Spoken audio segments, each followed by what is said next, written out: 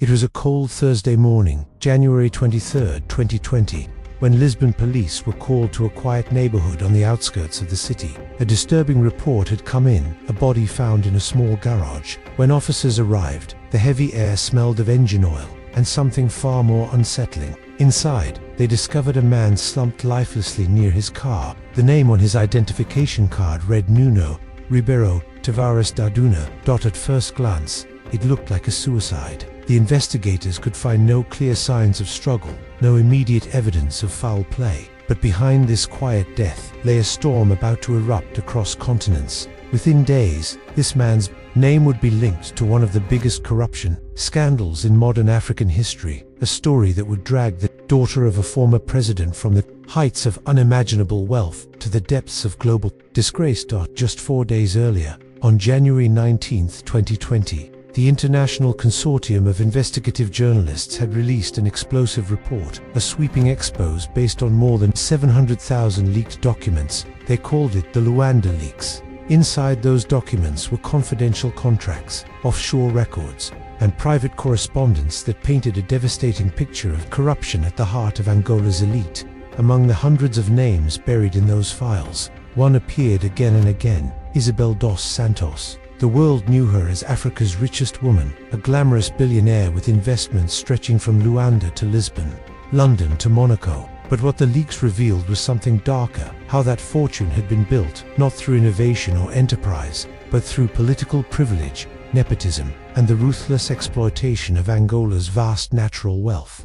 And there, in those same leaked papers, appeared the name Nuno Ribeiro da Duna, a senior figure at a Lisbon-based bank with deep ties to Isabel's empire. To the public, his death seemed tragic but random. To investigators, it felt like the first thread of a far larger tapestry, one woven through decades of war, greed, and power. The story of Isabel dos Santos begins decades earlier, long before the glimmer of modern Luanda or the gleam of oil money. To understand how she rose and how she fell, we must return to 1975, the year Angola broke free from Portuguese rule and stepped into chaos.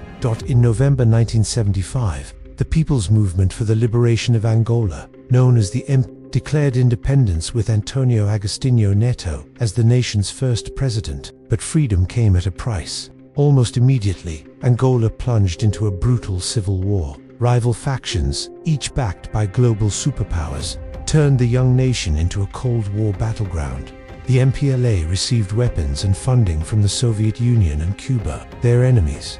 UNITA, the National Union for the Total Independence of Angola, found support from the United States, apartheid, South Africa, and other Western allies. What followed was a generation of bloodshed that left the country in ruins. By 1976, thousands of Portuguese settlers had fled. The oil rigs off Angola's coast, once promising prosperity, now pumped at a fraction of capacity. Yet even amid the destruction, the government saw opportunity in its greatest natural resource, oil. Determined to control this wealth, they founded Sonangol, the state-owned oil company that would soon dominate every aspect of Angola's economy and eventually play a central role in Isabel's fortune. Sonangol's creation guaranteed the government a majority share of all oil production. Western oil companies were forced to partner with the Angolan state, ensuring billions of petrodollars flowed through Luanda's corridors of power. But instead of rebuilding the nation, much of this money was siphoned away, feeding the lavish lifestyles of a small political elite. Among them was José Eduardo dos Santos, a quiet technocrat who succeeded Neto after his death in 1979. Under his leadership, Angola's civil war dragged on, but so did the rise of a new kind of aristocracy, a circle of loyalists and family members, who controlled everything from oil to diamonds, banking to telecommunications. While battles raged across the countryside, in foreign capitals like London and Lisbon, a young woman was quietly preparing for her future. Born in 1973, Isabel dos Santos was the eldest daughter of the president. While her father fought to maintain power, she studied electrical engineering at King's College London. By the mid-1990s, she returned home to a nation scarred by decades of war, but rich in opportunity for those with the right connections. Her first venture seemed modest, a beachside bar and restaurant in Luanda. But this was no ordinary business startup. Her partner, a local entrepreneur, sought the president's daughter not for her business skills, but for the power of her name, a name that opened doors and silenced regulators. The bar flourished, and from that small venture, Isabel discovered something far more valuable than money: the blueprint for how power could be turned into profit. With her father's protection, she began acquiring stakes in industries that were either state-controlled or tightly regulated. By 1999, as Angola's diamond trade boomed, President dos Santos pushed for the creation of new ventures to manage the country's gem exports. The official state company, Endiama, partnered with foreign investors, including Israeli diamond magnate Lev Lviv and Russian businessman Arkady Git. Hidden in the paperwork was another investor, a Gibraltar-based firm called Trans-Africa Investment Services. Its beneficiary, Isabel dos Santos. Through that company, Isabel quietly secured a 24.5% stake in Esquop, the joint venture controlling Angola's diamond sales. Overnight, she began earning millions in dividends, a steady river of wealth drawn from one of the poorest nations on earth. And she wasn't finished. Next came telecommunications. In the late 1990s, the president issued a decree requiring public bidding for telecom licenses. But 2 years later, another decree conveniently appeared, one allowing exceptions for joint ventures with the state. Using this legal loophole, Unitel was created, Angola's first private mobile operator. Isabel was quietly granted a 25% stake, equal to that of Sonangol itself. Within a few years, Unitel became one of Angola's most profitable companies, generating billions in revenue. The woman, once known for her beachfront bar, now owned a telecommunications empire, reaching millions of customers. By her early 30s, Isabel was no longer just the president's daughter. She was a billionaire in the making, owning luxury properties in London and Lisbon, and cultivating alliances with powerful figures across Europe. Among them was Portuguese billionaire Americo Amor, a business magnate whose empire spanned oil, cork, and real estate. Together, they formed Banco BIC, a private bank that became central to Isabel's financial network. With her father's blessing, government funds flowed freely into the institution. By 2012, BIC held assets exceeding $6.9 billion, with Isabel's stake valued at over $160 million. But Isabel's ambitions reached far beyond banking. With the help of her husband, Sindika Dokolo, a Congolese businessman and art collector, she expanded into energy, construction, and media. Their marriage wasn't just romantic, it was strategic, merging two powerful families and creating one of Africa's most influential dynasties. As her wealth grew, Isabel surrounded herself with lawyers, accountants, and consultants from some of Europe's most respected firms: PwC, Boston Consulting Group, PLMJ. They built shell companies, managed offshore accounts, and drafted legal loopholes to keep her fortune safe and invisible. By 2013, she had interests in more than 90 companies across 19 countries. Forbes hailed her as Africa's youngest billionaire, a symbol of female success and modern African ambition. But behind the headlines, the foundation of her empire was beginning to crack. The truth was simple: her fortune depended on a fragile political order and on her father's continued rule. When José Eduardo dos Santos finally stepped down in 2017 after 38 years in power, everything began to unravel. When José Eduardo dos Santos finally stepped down in 2017 after nearly 4 decades in power, the world assumed his daughter's influence would remain intact. Isabel had built her wealth through connections so deep and systems so interlinked that removing her from Angola's elite seemed almost impossible. But the truth was, her empire was built on fragile foundations: political privilege, secrecy, and loyalty that began to dissolve the moment her father was gone. The new president, Dokolo, had been a long-time member of the ruling MPLA. Many expected him to continue the Dos Santos legacy, protecting those who had benefited from the old system. But within months, Lourenço began to show a different face. He was determined to clean house, to dismantle the network of corruption that had defined Angola for years. For Isabel, this shift was devastating. In 2016, her father had appointed her as the head of Sonangol, the same oil company that had fueled the family's wealth for decades. Now, she was abruptly dismissed. The move sent shockwaves through Angola's elite. Few believed the president's daughter could be touched. Yet, this was just the beginning. Behind the scenes, investigators were quietly building a case. They followed the money trails that led from Sonangol's accounts to offshore companies in Malta, Gibraltar, and the British Virgin Islands. They discovered loans that were never repaid, contracts that favored her businesses, and transfers routed through European banks, all pointing to one conclusion. Billions had been siphoned from Angola's public funds under the guise of legitimate business deals. By the end of 2019, the walls were closing in.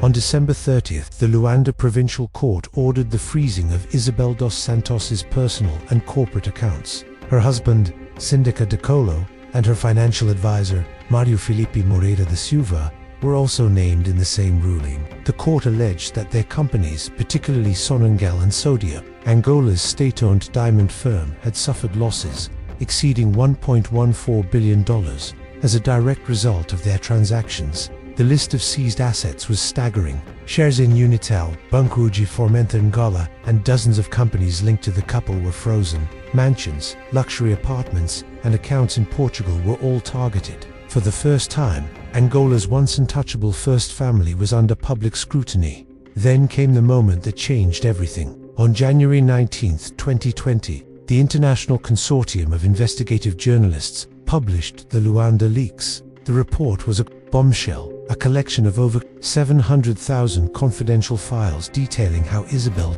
dos Santos and her network of Western consultants had quietly moved state funds into private offshore accounts. Emails, tax records, and corporate filings laid bare the intricate machinery of corruption. PwC had audited her companies for years, even after questions were raised about their source of income. Prominent Portuguese law firms had created shell companies for her in Malta and Mauritius, allowing her to evade taxes and conceal ownership.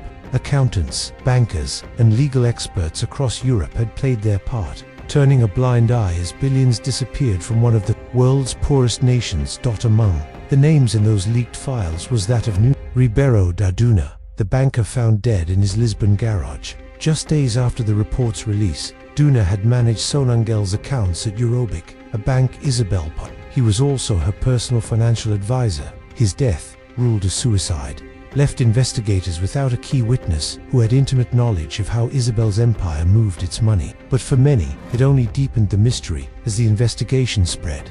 The image of Isabel dos Santos, once celebrated as Africa's richest woman and a self-made success story, began to crumble. Her carefully curated public persona, built through glossy interviews and philanthropic gestures, could no longer mask the corruption allegations. Governments across Europe and Africa began freezing her assets. Portugal, the Netherlands, and even the United Kingdom initiated their own probes. Interpol issued a red notice for her arrest at Angola's request, effectively labeling her one of the most wanted figures in Africa. By late 2020, Isabel was living in self-imposed exile. Her whereabouts were uncertain.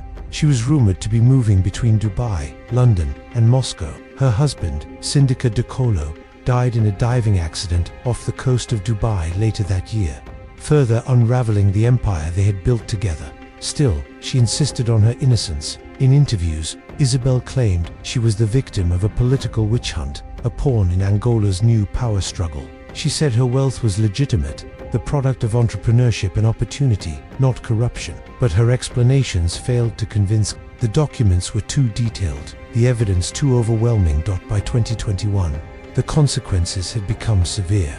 The United States barred Isabel and her immediate family from entering the country, citing significant corruption and misappropriation of public funds. Forbes removed her from its list of billionaires. European banks cut ties with her companies. The woman once hailed as a symbol of African success had become an international pariah. The more investigators uncovered, the clearer the pattern became. The fortune of Isabel dos Santos wasn't built on innovation or brilliance. It was built on the systematic bleeding of a nation. Billions meant to fund hospitals, schools, and roads had instead flowed into offshore accounts and luxury real estate. The daughter of Angola's longtime ruler had turned state resources into a personal empire. By December 2023, the situation worsened. Isabel lost a legal battle in London's High Court, which upheld the freeze on over £580 million, roughly $730 million of her assets. In early 2024, the Angolan High Court accused her of using fake invoices, inflated contracts, and fraudulent loans to pocket millions more. The once celebrated billionaire now faced criminal charges that could span continents. Yet even as her empire collapsed, Isabel's defiance remained. She spoke of political persecution, of injustice, and of plans to return home one day, not as a businesswoman, but as a political leader. In interviews, she hinted at ambitions to run for office, to fix Angola and restore what she claimed was taken from her. But the irony was impossible to ignore. For decades, Isabel dos Santos had been part of the very system that bled Angola dry. She had inherited its secrets, thrived in its shadows, and used her father's presidency as a shield. Now, the same system had turned against her. Back in Lisbon, the mystery of Nuno Ribeiro's death lingered. Some believed it was guilt that drove him to end his life. Others thought he was silenced, a casualty in a war of exposure and revenge. What's certain is that his death marked the beginning of the end for Isabel dos Santos's global empire. Today, she remains under investigation in multiple countries, her assets frozen, her reputation shattered. Once the face of modern African wealth, she has become a symbol of corruption and greed, a cautionary tale of how power, when unchecked, can consume even those who believe they control it. Her story is not just about one woman or one family. It's about a nation still fighting to heal from decades of war and exploitation, a nation whose riches were stolen in plain sight, while millions lived in poverty. It's about the illusion of success built on a foundation of stolen dreams. And so, the hunt for Africa's most wanted woman continues, not just in courtrooms or financial ledgers, but in the memories of a people still searching for justice, because somewhere between the polished image of a billionaire and the crumbling ruins of lost wealth lies the truth, a truth that can't be hidden behind offshore accounts or luxury facades forever.